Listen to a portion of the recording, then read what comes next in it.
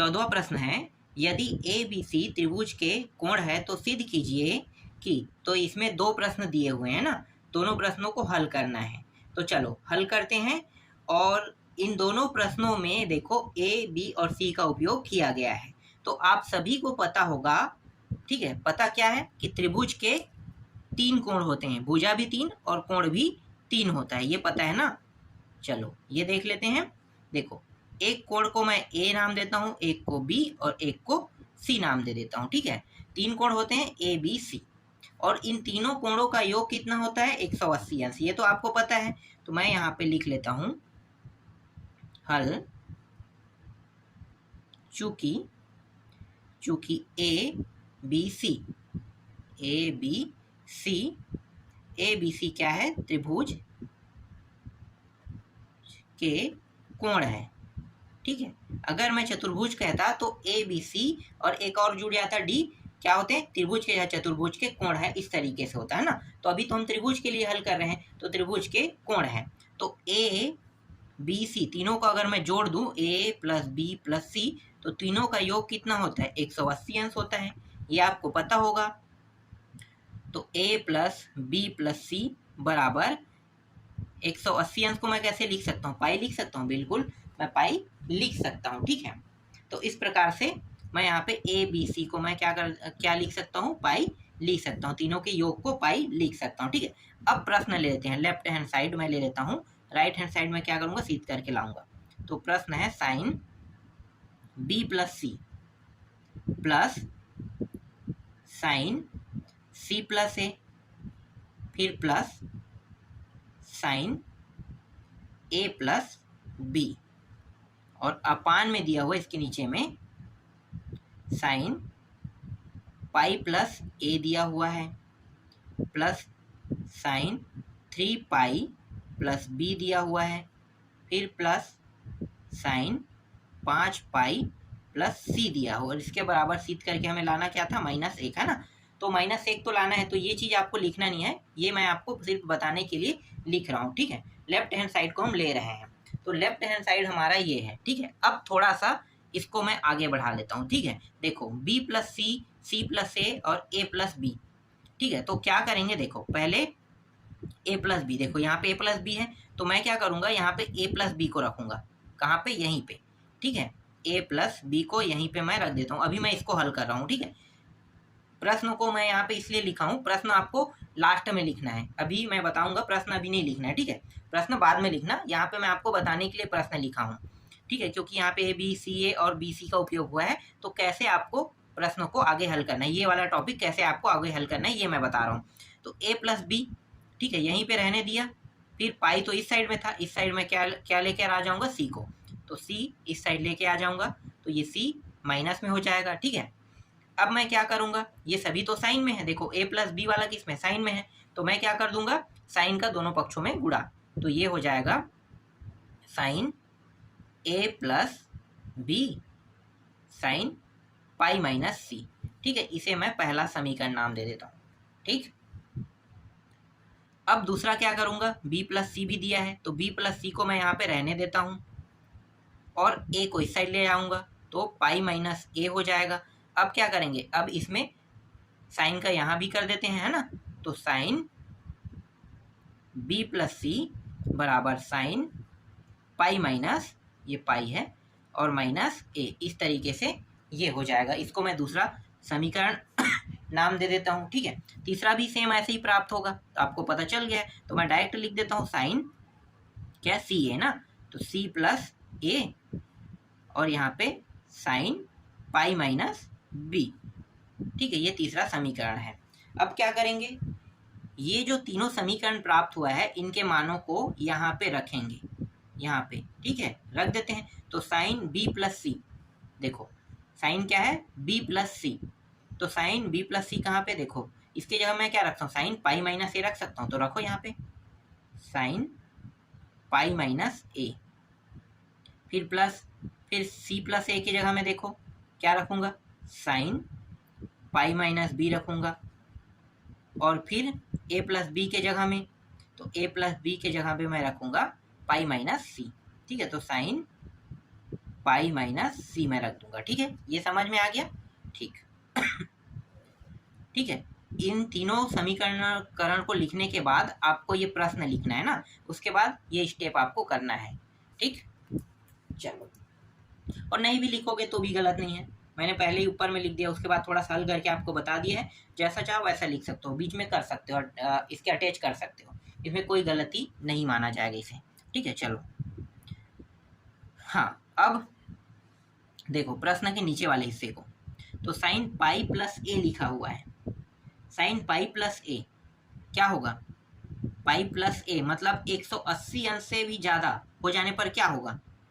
ये कॉट और टेन जिसमें प्लस में होता है ना, उस वाले लाइन में जा रहा है, तो इसका मतलब ये है कि ये माइनस में हो जाएगा। ठीक है, कॉट और टेन के अलावा सभी माइनस में जाएगा। तो 180 है तो ये हो जाएगा माइनस में ही आएगा ना, माइनस साइन ए हो जाएगा। ठीक है, ये प्लस ये 3 पाई प्लस बी दिया हुआ है। ठीक है, तो इसे थोड़ा सा अगर अलग तरीके से हल करना चाहो तो इसे कर सकते हो, और अगर डायरेक्ट आप इसके जगह में मान रखना चाहो तो भी मान रख सकते हो। ठीक है, तो चलो मैं इसको पहले थोड़ा सा शॉर्ट कर देता हूँ, अगर मैं एक साथ रखूँगा तो आप लोग समझ नहीं पाओगे, तो शॉर्ट कर देते हैं। तो इसको मैं लिख सकता हूँ साइन 2 पाई लिख लेता हूँ। ठीक है, फिर प्लस 1 पाई को अलग कर दिया, फिर प्लस बी रख लिया। ठीक है, इस तरीके से। तो ये मंझला कोष्टक में, इसको छोटा कोष्टक में इस तरीके से कर लेते हैं तो आपको अच्छे से समझ में आएगा। फिर बचा है एक और हिस्सा, तो ये साइन मंझला कोष्टक 4 पाई प्लस सी, इस तरीके से इसको भी लिख लेते हैं। ठीक है, चलो अब हल करते हैं। तो ये जैसा है वैसा इसको यूज कर लेते हैं। ठीक, तो यहाँ पे देखो साइन, अगर हम इसके जगह पे मान रखना चाहे तो रख लेते हैं, या हम जैसा वैसा भी यूज कर सकते हैं। तो मैं इसके जगह मान रख लेता हूँ। जब अगर ये हल हो ही रहा है तो मैं क्या करूँगा, हल ही कर देता हूँ, ज़्यादा बेटर रहेगा, है ना। तो हल कर देते हैं। तो साइन पाई माइनस ए क्या हो जाएगा? पाई है मतलब साइन के साइन में ही रहेगा, और माइनस ए मतलब 180 से कम है, मतलब 90 प्लस थीटा वाली लाइन में आ रहा है। तो साइन के तो सभी मान प्लस में होते हैं ना, तो ये क्या हो जाएगा, प्लस में आएगा। तो साइन ए प्लस में आ जाएगा, ये भी वही है तो ये भी प्लस में आएगा। तो साइन ये क्या हो जाएगा, बी, ये भी प्लस, ये भी वही है तो ये भी क्या हो जाएगा, साइन सी हो जाएगा, इस तरीके से। ठीक है, अब नीचे वाले बस को देखेंगे तो ये माइनस साइन ए आ गया। ठीक है, यहाँ पे हल हो रहा है, बिल्कुल हल हो रहा है। ये 2 पाई मतलब 2 पाई कितना होता है, 360 होता है। तो 360 के प्लस में सभी मान प्लस में होते हैं, तो यहाँ पे साइन, और ये पूरा क्या है, थीटा का मान है। ठीक है, पाई प्लस बी जो है थीटा का मान है, तो यहाँ पे पाई प्लस बी बस लिखो यहाँ पे। ठीक, फिर प्लस और इसके बाद है यहाँ पे साइन 4 पाई दिया है। जब 2 पाई जो होता है वो 360 होता है, तो 2 बार अगर 2 पाई में लिखूं तो क्या होगा, 360 प्लस 360 तो क्या होगा, प्लस में ही आएगा ना। तो प्लस के प्लस में हो गया, फिर बचा है वो मान क्या होगा, ये पाई प्लस सी हो जाएगा, इस तरीके से। ये sine A plus sine B plus sine C, इस तरीके से। माइनस साइन ए, और यहाँ पे देखो मैं चिन्ह भूल रहा था ना। ठीक है, साइन ए प्लस ये क्या हो जाएगा, देखो पाई प्लस थीटा, मतलब ये किस में हो जाएगा, साइन पाई प्लस थीटा मतलब 180 से अधिक कॉट वाले में जा रहा है, तो ये मान किस में होगा, माइनस में। माइनस बी, फिर प्लस, फिर ये भी माइनस में चला जाएगा, वही 6। ठीक है, तो ये सी, इस तरीके से। तो sine A plus sine B plus sine C, सभी में माइनस है तो हम क्या करेंगे, माइनस को उभयनिष्ठ निकाल देते हैं। तो ये हो जाएगा, एक second, sine A plus sine B plus sine C. ठीक है, ये और ये सेम टू सेम होने के कारण कट गया, और यहाँ पे बचे क्या, यहाँ पे माइनस बचा, मतलब माइनस 1 बचा है। और राइट हैंड साइड में हमें क्या सिद्ध करके लाना था, यही लाना था ना।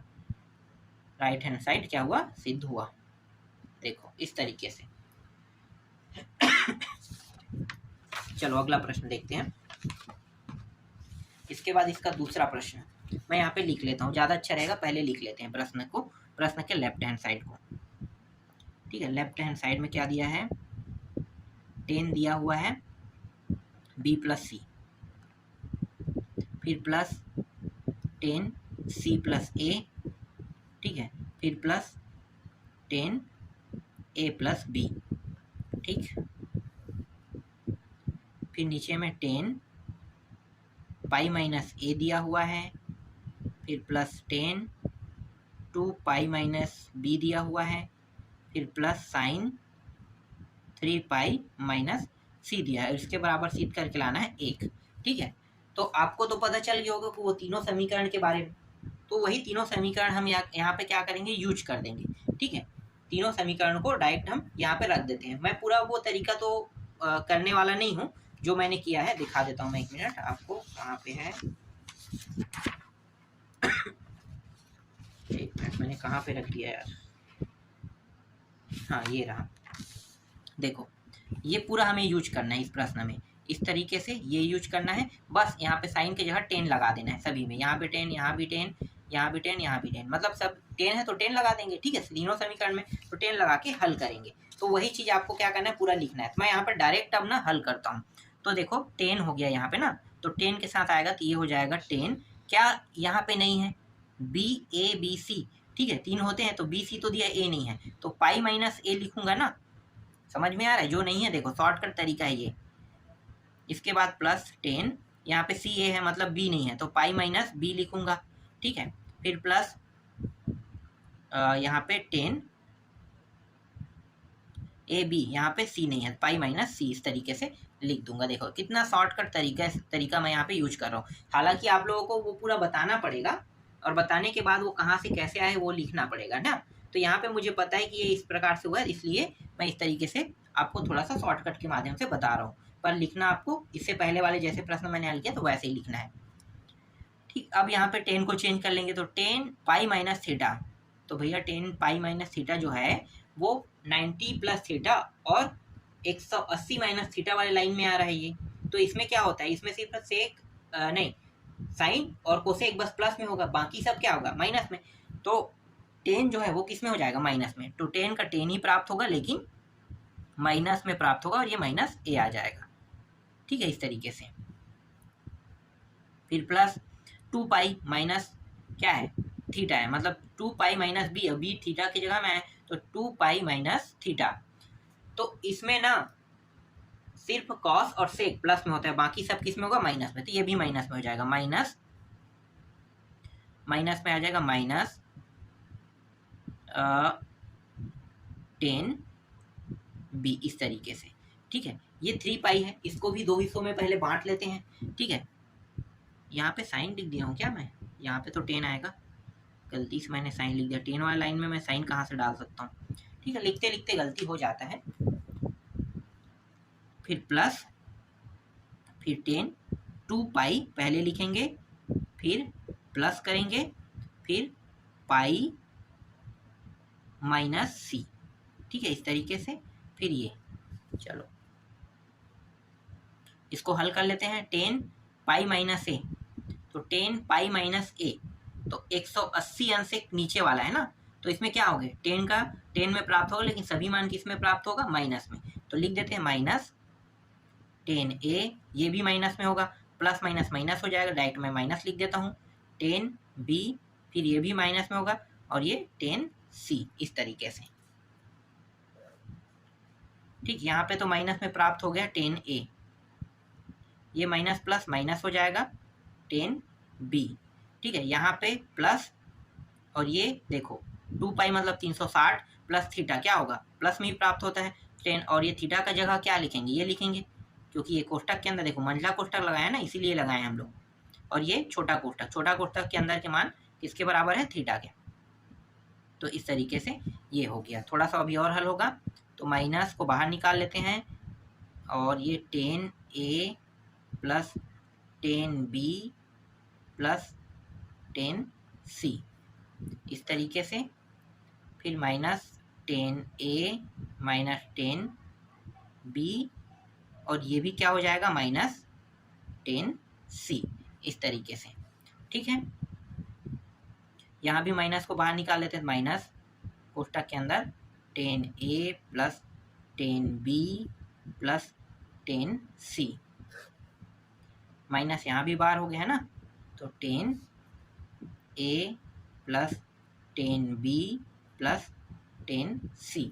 ये माइनस माइनस कट गया, ठीक है, और ये भी कट गया, ये भी कट गया, तो क्या बचेगा, दोनों एक बार में कट गया तो एक बचेगा। और राइट हैंड साइड क्या है हमारा, राइट हैंड साइड एक हुआ ना, तो यही क्या करना था, हमें सिद्ध करना था। देखो ये भी प्रश्न बन गया, बहुत सरल है, ठीक है। अब आपको सिर्फ एक प्रश्न और देखना है, और ये अंतिम प्रश्न, इसको मैं नहीं बताऊंगा, 11वां प्रश्न में मैंने बता दिया था, तो 15वां प्रश्न आप लोग देख लो।